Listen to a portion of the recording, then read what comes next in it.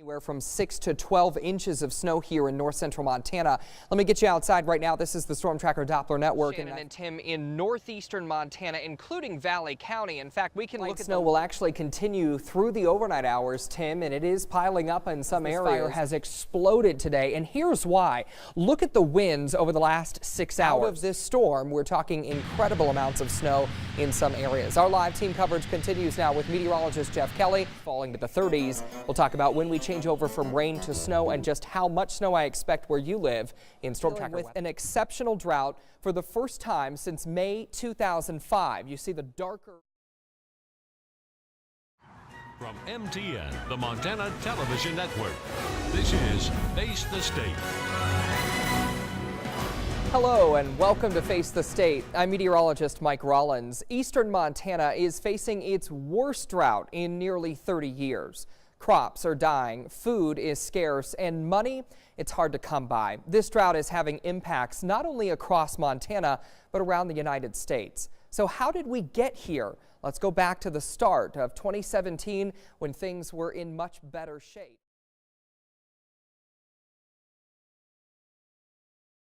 Well, this partial solar eclipse is taking place as we speak. So let's talk about exactly what's going on here. Of course, there's our sun. And of course, we're orbiting around the sun here. This is not to actual scale, but you get the idea. What's happening as we speak is the moon has moved in between us and the sun. And we are seeing the moon's shadow now cast onto Earth's surface. And that's what you're starting to see right now. It is already getting dark outside, and that's what we're currently experiencing. Now, here's your Storm Tracker weather forecast with meteorologist Mike Rawlins. Rain starting to fall in Great Falls. We've seen showers off and on here over the last hour or so. You're looking live right now on our U.S. Bank iCam. You can see some of that rain here on the bridge with the headlights gleaming there. It's 46 here at KRTV. Our wind is right now out of the northeast at about 10 miles per hour. And look how widespread the rain and snow has already become here at 547. But a lot of this is not reaching the ground just yet. The air near the surface is still dry, but we're starting to see it moisten up. In fact, light rain here across eastern sections of Cascade County, northern Judith Basin County, and southern Choteau County from Fort Benton down into the Highwoods. This does transition over to a little bit of snow here at Kings Hill Pass, Showdown, and the Highwood Mountains. But the big changeover from rain to snow, that will happen later tonight and early tomorrow morning. So tonight into Wednesday, rain changing to snow. Thursday, Friday, Saturday, it is going to be snowy and it is going to be turning much colder across the state. And yes, if you're going to be traveling the passes here, it is going to be slow going. You're going to need to plan a lot of extra time. Here's the timing of this. You can see the scattered rain showers here as we go through the evening. We'll advance forward now to midnight, and this is all light rain here, but we're starting to notice some snow mixing in here as colder air drops south out of Canada.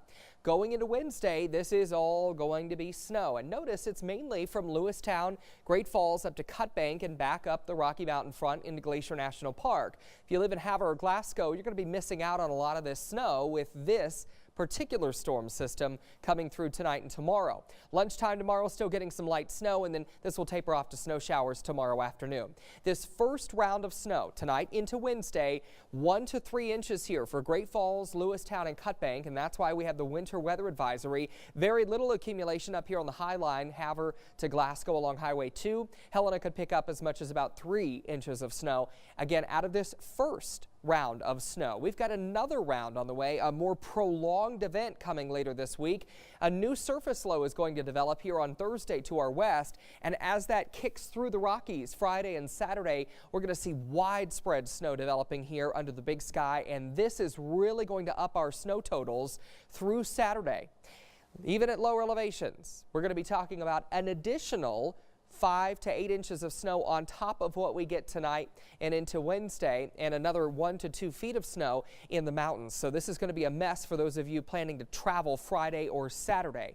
Tonight into Wednesday, 1 foot to 1.5 feet of snow in the mountains above 5,000 feet. Lower elevations, 1 to 3 inches of snow. This is not going to be a major winter storm by any stretch of the imagination for lower elevations, but we're certainly going to get a lot in the mountains. Thursday, Friday, Saturday, round 2, if you will, a prolonged event.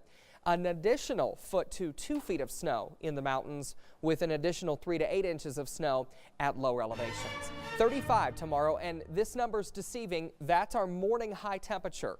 Temperatures will actually drop as we go through the day. You can see the hour-by-hour forecast right now by downloading our Storm Tracker weather app. Light snow for Thursday. It's going to be hit and miss Thursday, but I think Friday and Saturday, that's when we start to see the snow really crank back up. Highs only in the 20s, and by Sunday, lows in the single digits, highs barely in the 20s. Will dry out and start to warm back up here Monday and Tuesday. You can track the rain and snow as it develops right now. Just download our Storm Tracker weather app.